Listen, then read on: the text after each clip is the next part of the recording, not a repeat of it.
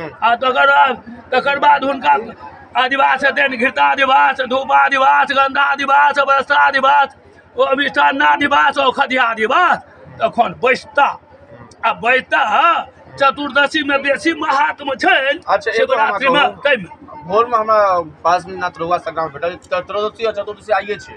ई लगभग 300 साल के बाद ई डेट पड़ले। हाँ सही बात छै, ई सही बात छै। तो चारू टाइम में हुनकर पूजा होइए ताहि दुआरे कहल गेल ये भरि राति जाग के रहै छै आ चारू प्रहर में हुनका आराधना करै छै। जखन वो चांदा चारू प्रहर में करै छलै तखन वो उद्धार भऽ गेल।